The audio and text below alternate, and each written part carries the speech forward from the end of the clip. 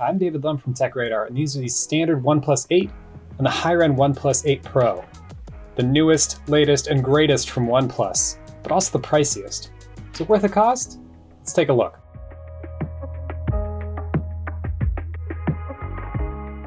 Let's start with what they both have in common.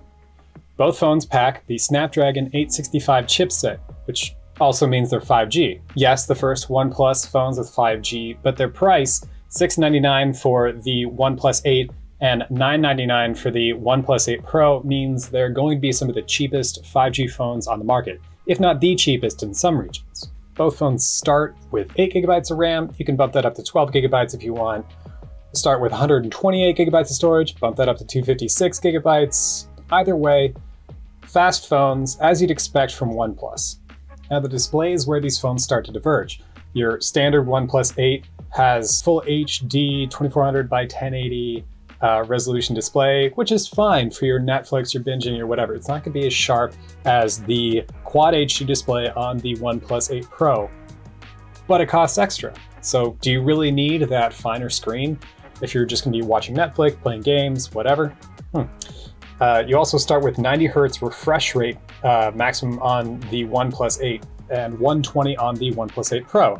Now, other phones that have this high of a refresh rate, like the Samsung Galaxy S20, they cap out at 120 Hertz, but they also can't do that at full resolution. The OnePlus 8 Pro can, which is a feather in its cap. Now, both phones have longer than all-day battery, as we'd come to expect from OnePlus.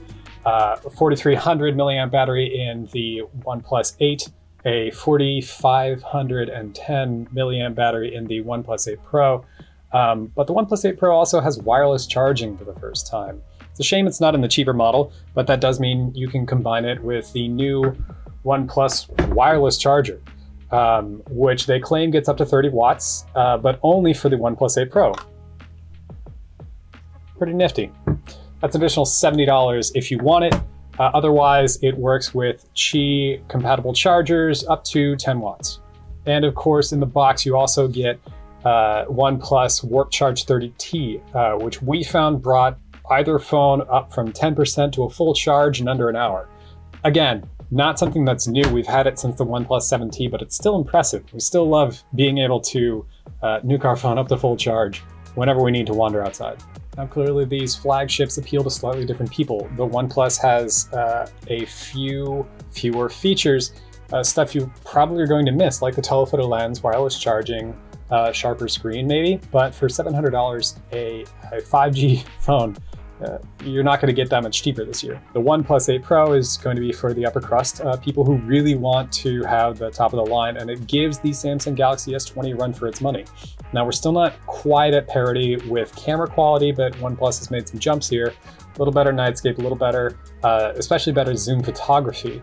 But you are paying a premium for it. This is the most expensive phone OnePlus has put out, aside from, of course, the McLaren editions. But it's pushing toward flagship parity that we really haven't seen OnePlus achieve thus far. And even with the OnePlus 8, we're seeing some flagship touches. You can tell that it's got this curved display, this waterfall style display that we see in flagships from Samsung. And this glamorous back that doesn't look good in the cameras that we have, but we're making do. So is it worth the money? Well, yes, depending. This is going to be a thorn in the side of a lot of OnePlus fanboys who've really relied on OnePlus to put out a very inexpensive but flagship spec'd phone, which is kind of what we expected from the third phone in the lineup that we didn't see. The OnePlus 8 Lite, which may or may not be coming later this year, depending on which rumors you want to believe. And if we do see that, then that's going to make the OnePlus 8 line a little bit more competitive with a bunch of the other powerful mid-range phones we're seeing, like the iPhone SE 2020 that just got announced, which packs the same A13 Bionic chip that the iPhone 11 series has, and the Google Pixel 4a, when it eventually comes out, we're assuming, is going to have an incredible camera suite that will probably give the OnePlus 8 a run for its money. So was the OnePlus 8 Pro worth it?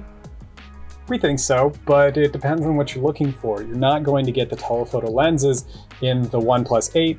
You're not going to get some of the photography that you'd get in other Android flagships with the OnePlus 8 Pro. But they're both 5G capable, and they're cheaper than other 5G capable phones on the market if that's what you're really looking for.